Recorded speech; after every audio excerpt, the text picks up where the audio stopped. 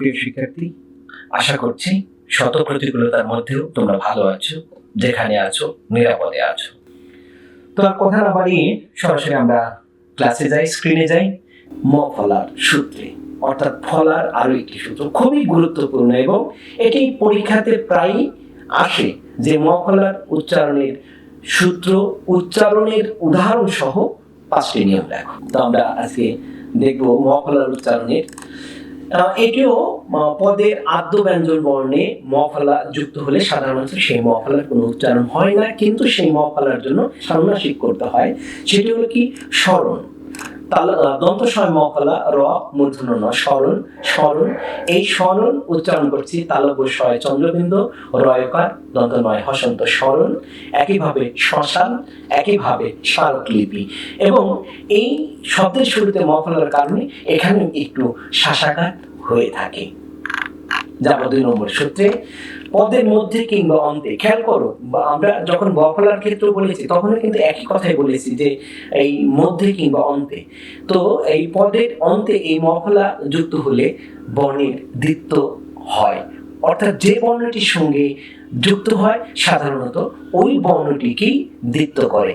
তবে যে বর্ণটির সঙ্গে যুক্ত হচ্ছে সেই বর্ণ দ্বিত্ব হলেও দ্বিতীয় বর্ণের নাসিক উচ্চারণ করতে হয়। এটা প্রত্যাশিত, এটা করতে হয়।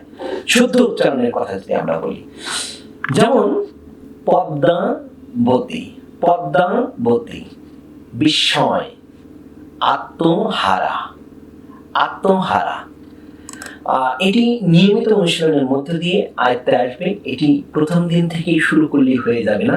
মনে রাখবে, বাচন ভঙ্গি, শুদ্ধ উচ্চারণে কথা বলা, এটি একটি আর্ট, এটি একটি শিল্প এবং এই শিল্পটিকে রপ্ত করা একেবারেই খুব সহজ নয়। বিষয়টি এমন নয় যে বাঁশি পেলাম, বাঁশিতে ফু দিলাম আর অমনি সুর উঠলো। প্রথমে বাঁশিতে ফু দিতে গেলে শুধু থুথু ছাড়া আর কিছুই বেরোবে না, কিন্তু ক্রমাগত অনুশীলন করতে থাকলে একটা সময় দেখবে সেখান থেকে কি চমৎকার সুললিত সুরধ্বনি বের হয়ে আসছে। একইভাবে এই বাচন ভঙ্গি অর্থাৎ বাক শিল্প, বাক শিল্পী হবার ক্ষেত্রে, শুদ্ধ উচ্চারণে কথা বলবার ক্ষেত্রেও তোমাকে দীর্ঘদিন অনুশীলন করতে হবে, তবেই শুদ্ধ উচ্চারণ রপ্ত হবে।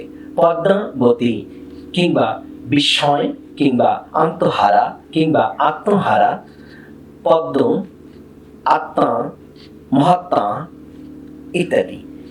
আমার মনে হয় তোমরা এটি বুঝতে পেরেছ। যেহেতু মানে ক্লাসটি যাতে খুব বেশি দীর্ঘ না হয়ে যায়, আমি খুব দ্রুত আগাচ্ছি। তোমরা যদি কোথাও বুঝতে কখনো কোনো সমস্যায় পড়ো, অবশ্যই অবশ্যই কমেন্ট করে জানাবে। তাছাড়া প্রত্যেকের জন্য কিন্তু হোমওয়ার্কে দেওয়াই রইল কমেন্ট বক্সে। তোমরা প্রত্যেকটি নিয়মের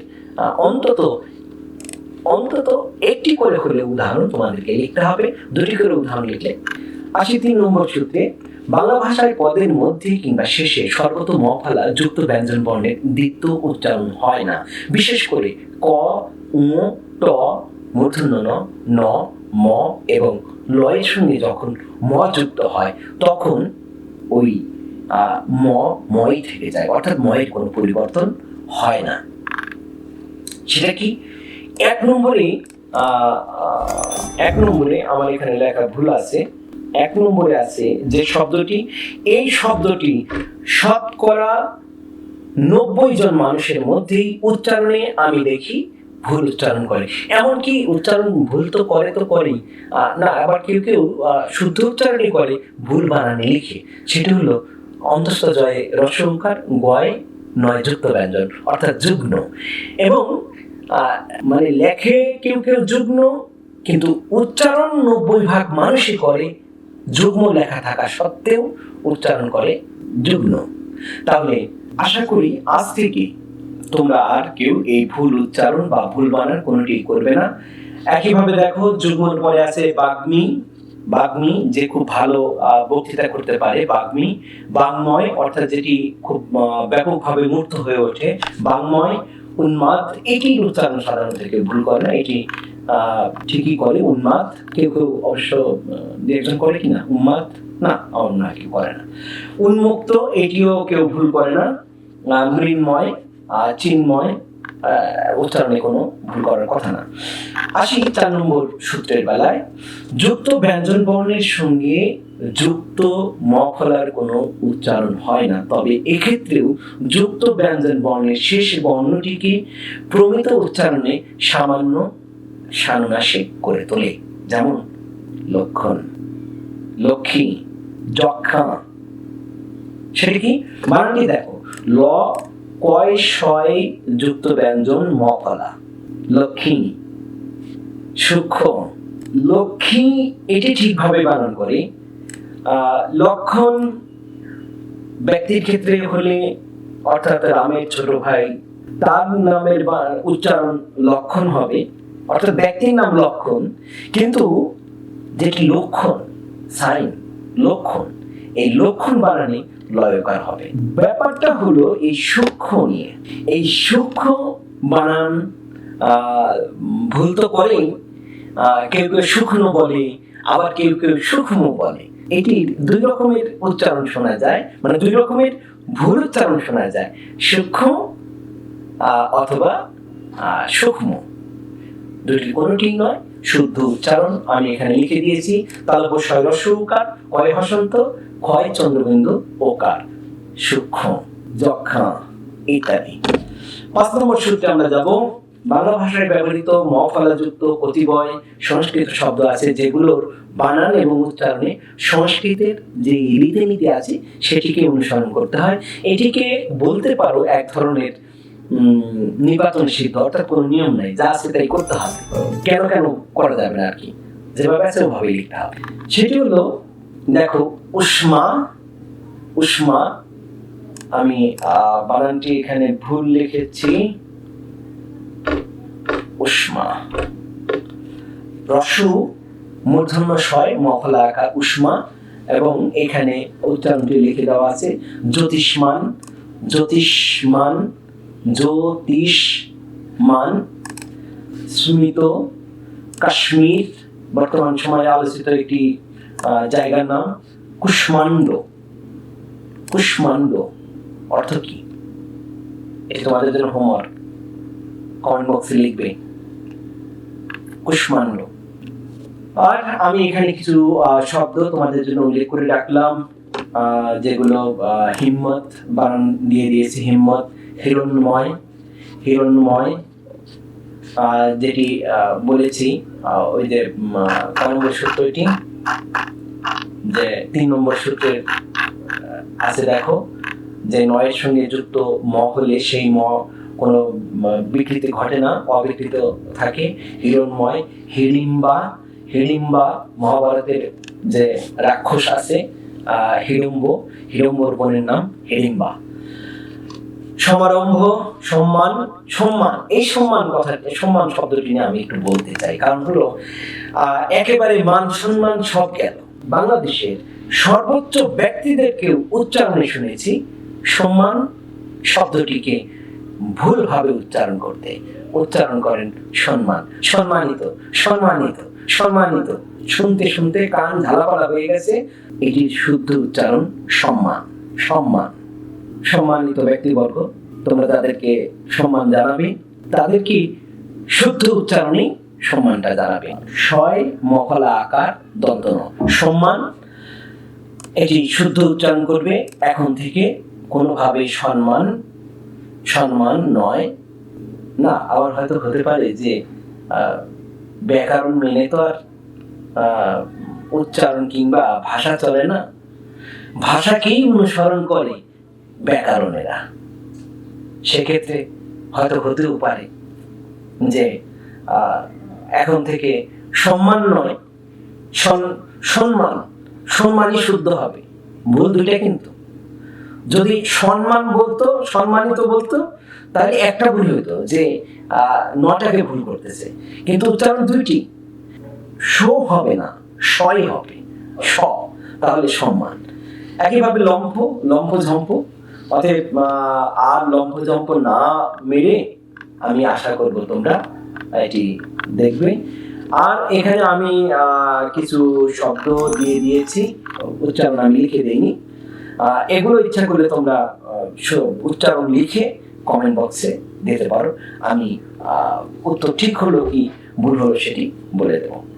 এরপর যাব আরো একটি গুরুত্বপূর্ণ ফলা, জফলা, অন্তস্থ জফলা এর উচ্চারণের সূত্র। পদের আদ্য ব্যঞ্জন বর্ণে জফলা যুক্ত হলে জফলা যুক্ত বর্ণটি উচ্চারণে সামান্য শ্বাসাঘাত পড়ে এবং বর্ণটি অকারান্ত কিংবা আকারান্ত হলে প্রায়শ একার হয়ে যায়।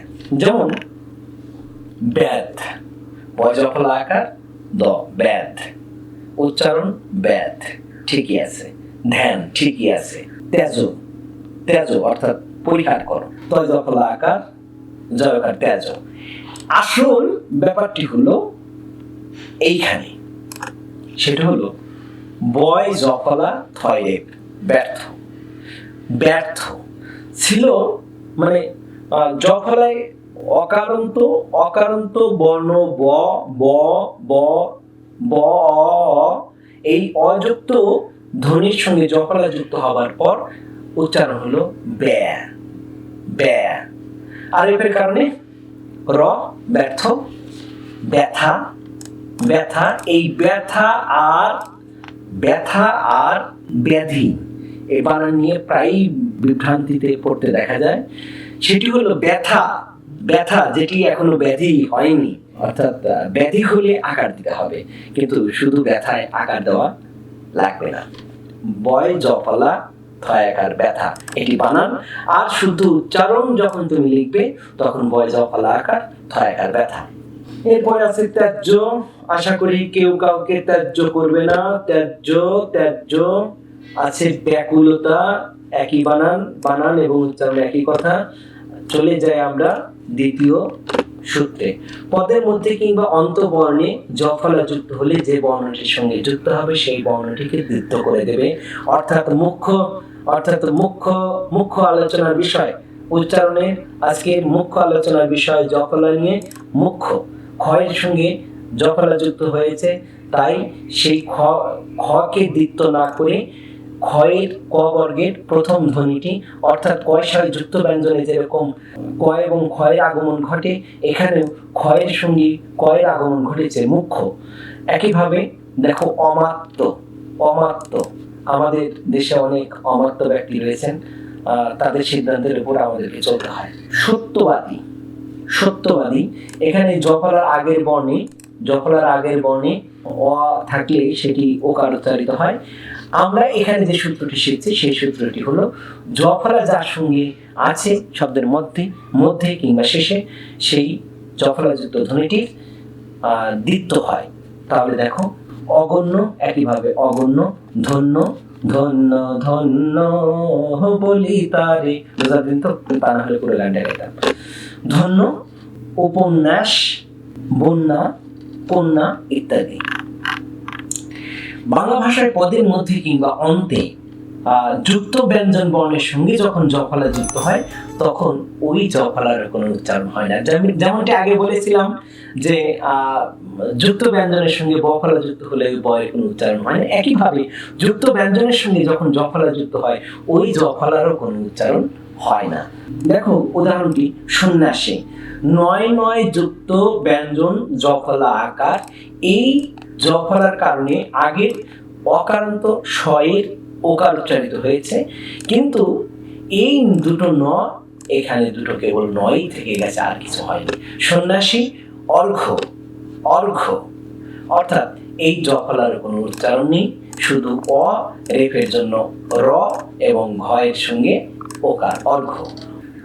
অচিন্ত, অচিন্ত তাহলে নিশ্চয়ই খেয়াল করেছো অচিন্ত নয় তয়ের কেবল উচ্চারণ রয়েছে, জফলার কোনো উচ্চারণ নেই। পাশ্চাত্য কিংবা সন্ধ্যা।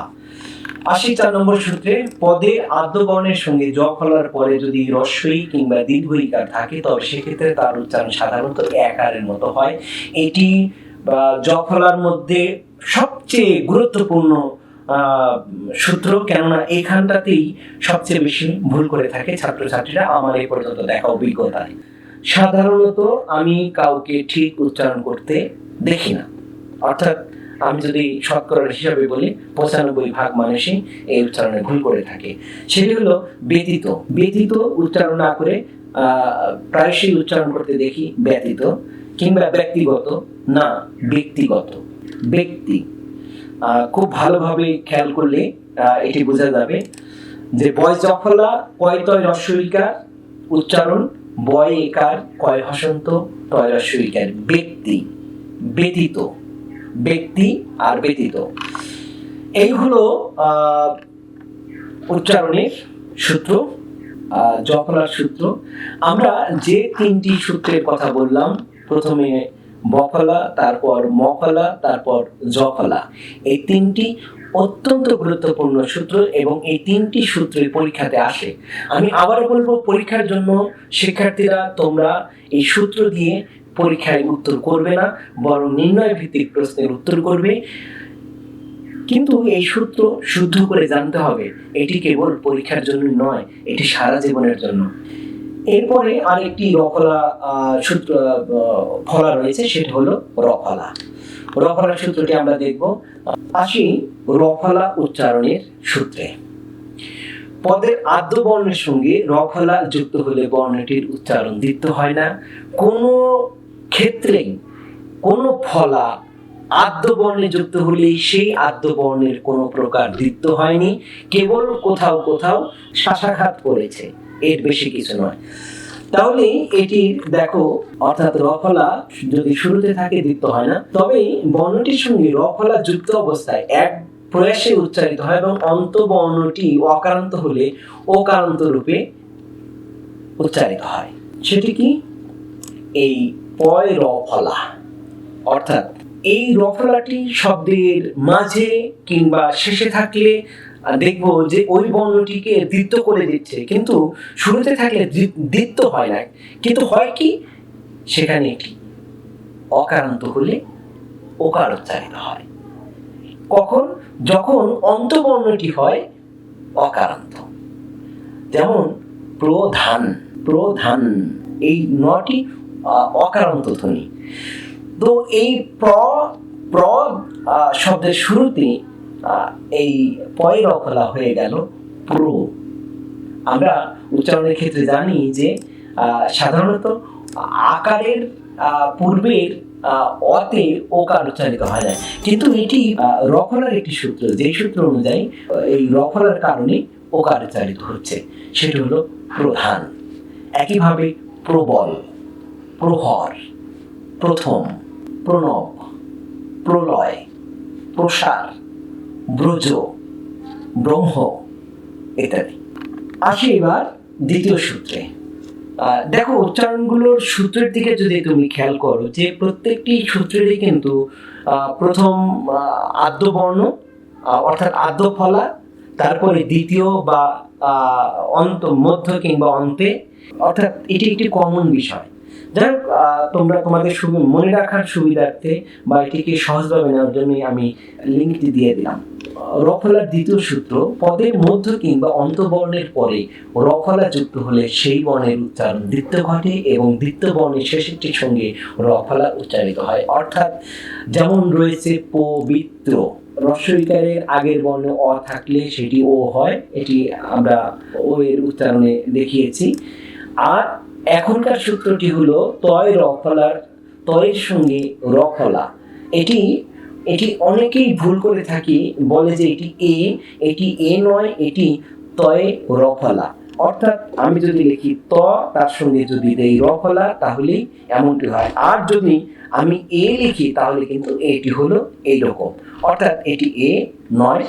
এরকম আরো আছে যে ত যোগ ত, তয় ত, আর ও, এই দুটো আলাদা জিনিস। ছোট সময় আমি অবশ্য ভুল করে বলেছি সত্যেন্দ্রনাথ দও, এটি উচ্চারণ করেছি আমি। খুব সম্ভবত আমি যখন ক্লাস 2 এ পড়ি তখন সত্যেন্দ্রনাথ দও বলে কি ছড়াটি মনে করতে পারছি না এখন, সত্যেন্দ্রনাথ মনে নেই। যাই হোক, সত্যেন্দ্রনাথ দও আমি উচ্চারণ করতাম। পরে আমার সেই সময়ের হেড স্যার, তিনি আমাকে বললেন এটি দও নয়, দত্ত, এখানে আছে দুটো ত, দুটো ত হলে ও হয় না। আর ও যদি লিখিসই, ওই লিখছিস, কিন্তু ওর উপরে একটি মাত্রা দেওয়ার সঙ্গে সঙ্গে ওখানে হয়ে যায় দুটো ত। যাই হোক, পবিত্র, তাহলে আমাদের যেটি সূত্র, এই সূত্র অনুযায়ী যে বর্ণটির সঙ্গে রফলা যুক্ত হচ্ছে সেই বর্ণটিকে দ্বিত্ব করে দিচ্ছে, অর্থাৎ আর শেষের তয়ের সঙ্গে রফলা থেকে যাচ্ছে। আর ভালো বুঝবে এই উদাহরণটি, না এই উদাহরণটি ব্যগ্র অর্থাৎ উদ্বিগ্ন হয়ে যাওয়া। প্রথম গ এর সঙ্গে হসন্ত এবং পরের গ এর সঙ্গে রফলা, ব্যগ্র, যাত্রী, রাত্রি, ধরিত্রী, পবিত্র, বিশ্রাম, আমার এখানে একটু ভুল আছে, একটু হসন্ত হবে, বিশ্রাম। আশা করি দ্বিতীয় সূত্রটি বুঝতে তোমাদের কোনো অসুবিধা হবে না। আমি আসি তৃতীয় সূত্রে যথারীতি সেই আগের মতোই শব্দ মধ্যে বা শব্দের মধ্যে বা অন্তে যুক্ত বর্ণের সঙ্গে রফলা যুক্ত হলে তার উচ্চারণ অবিকৃত থাকে এবং যে বর্ণের সঙ্গে যুক্ত হয় তার উচ্চারণের ক্ষেত্রে কোনো প্রকার পার্থক্য ঘটে না। আগের যে দুটো ব্যঞ্জন বর্ণের সঙ্গে ফলা যুক্ত হয়েছে সেক্ষেত্রেও এই একই ঘটনা ঘটেছে। এখানে যা আছে তাই ঘটবে, কোনো রকমের কোনো পার্থক্য ঘটবে না। আছে কি? নরেন্দ্র, প্রতিবেশী রাষ্ট্রপ্রধানের নাম নরেন্দ্র মোদী, নরেন্দ্র, তাহলে কি? নয় হসন্ত, দয় রফলায় ওকার, নরেন্দ্র। নরেন্দ্র হচ্ছে না কিন্তু, বীরেন্দ্র হচ্ছে না কিন্তু, ইন্দ্রজিৎ হচ্ছে না। হ্যাঁ, বুঝতে পেরেছ? আমরা এতক্ষণ রফলা যার সঙ্গে যুক্ত হয়েছে সেই বর্ণটিকে দ্বিত্ব উচ্চারণ করেছি, কিন্তু যুক্ত ব্যঞ্জনের সঙ্গে যখন রফলা যুক্ত হবে সেই রফলার ক্ষেত্রে ব্যঞ্জন বর্ণের দ্বিত্ব হবে না, বরং যা আছে তাই থাকবে। আশা করি এটিও বুঝতে পেরেছ। ধৃতরাষ্ট্র, সমাজতন্ত্র ইত্যাদি। এই গেল আমার উচ্চারণের আরো একটি ফলার, অর্থাৎ রফলার। আর দুটো আরেকটি ফলা রয়েছে, আরেকটি ফলা হলেই ফলা শেষ। এটি পরীক্ষায় এইভাবে ল ফলার উচ্চারণের সূত্র লেখো, এটি পরীক্ষাতে আসবে না, কারণ মানবন্টনের যে রীতি আছে সেই রীতি অনুযায়ী হয়তো আসবে না। পদের আদ্য বা প্রথম বর্ণে ল ফলা যুক্ত হলে সেই বর্ণের উচ্চারণ দ্বিত্ব হয় না, তবে বর্ণটির সঙ্গে যুক্ত অবস্থায় ল ফলার উচ্চারণ হয়ে থাকে, যেমন গ্লানি, শ্লোথ, শ্লোক, ক্লান্তি, ক্লিপ, ক্লেদ, আপ্লুত। কি হলো? পদের আদ্য বা প্রথম বর্ণে ল ফলা যুক্ত, আদ্য বর্ণে ল ফলা যুক্ত, এবং সেই বর্ণের উচ্চারণ দ্বিত্ব হচ্ছে না, ল ফলার কারণে ওই বর্ণের দ্বিত্ব হচ্ছে না, তবে যে বর্ণটির সঙ্গে ওই বর্ণটি উচ্চারণ হয়। এটি নিয়ে খুব একটা সমস্যা হয়েছে বলে আমার ঠিক জানা নেই, তবে এটি ল ফলা, এটি বলতে হবে, বানান করতে হবে। তালব্য ছয়, ল ফলায় ওকার, অ, শ্লোক। আসি দ্বিতীয় সূত্রে। পদের মধ্যে কিংবা অন্তবর্ণের সঙ্গে ল ফলা যুক্ত হলে বর্ণটির উচ্চারণ দ্বিত্ব ঘটে এবং লয়ের উচ্চারণও অবিকৃত থাকে, যেমন অক্লান্ত, অক্লান্ত, অম্লান, মহাবিপ্লব, অশ্লীল, অশ্লীল। কি হলো? অক্লান্ত। এই কয়ের সঙ্গে ল ফলা যুক্ত হয়েছে বলে এই কটি দুবার হয়েছে, অর্থাৎ প্রথমে একটি ক, কয় হসন্ত, এবং পরের যে ক্ল, এই ক্লটিও ঠিক আছে, এবং বাকিটুকু দেখতে পাচ্ছ অম্লান বদনে। তোমরা এটিকে ক্লাসটি আশা করছি তোমরা শেষ করেছো অম্লান বদনে, এবং আমার ধারণা তোমরা অশ্লীলতা থেকে মুক্ত থেকে একটা মহা বিপ্লব করে ফেলেছো, অক্লান্ত রয়েছে। আসলে কোনো কিছু অর্জন করতে গেলে অক্লান্ত পরিশ্রম করেই এটি অর্জন করতে হবে। আর এটি আরো বুঝতে হলে, আরো জানতে হলে বিশ্লেষণ করতে হবে। এই শব্দটির উচ্চারণ আমি এখানে লিখে দেইনি, তোমরা কমেন্টে উচ্চারণটি লিখবে, আর যখনই লিখবে তখনই বুঝবো যে তুমি এই ক্লাসটি করেছো বলেই আমি ধরে নেব। তো প্রিয় শিক্ষার্থী, আমরা এতক্ষণ বাংলা বর্ণে যতগুলো ফলা রয়েছে প্রত্যেকটি ফলার আমি যতদূর সম্ভব হয়েছে আমি তার উদাহরণ সহযোগে তোমাদের সঙ্গে আলোচনা করেছি। তোমাদের সঙ্গে আরো একটি উচ্চারণের ক্লাস নিয়ে আমি হাজির হব আগামী সপ্তাহে, যে ক্লাসটিতে উচ্চারণের সামগ্রিক বিষয় নিয়ে আলোচনা করব। আমরা পরপর 5টি ক্লাসের মধ্যে দিয়ে উচ্চারণের ক্লাস করেছি। প্রথমে এ ধ্বনির উচ্চারণের আলোচনা করেছি, অ ধ্বনির করেছি, ও ধ্বনির উচ্চারণ করেছি। আজকে আমরা বলা যায় যে ধারাবাহিকভাবে যে যতগুলো সূত্র রয়েছে প্রায় অধিকাংশ সূত্রের আলোচনা করেছি। আরো কিছু ছোটখাটো সূত্র রয়ে গেছে যে সূত্রগুলো আলোচনা করিনি। সেই ছোটখাটো বিষয় সহ সামগ্রিকভাবে আমি তোমাদের সঙ্গে আগামী ক্লাসে হাজির হব এবং যে ক্লাসটির মধ্য দিয়ে উচ্চারণের সামগ্রিক একটি রূপ তোমরা পাবে। ততক্ষণ পর্যন্ত তোমরা সকলেই ভালো থাকবে, নিরাপদে থাকবে। আল্লাহ হাফেজ।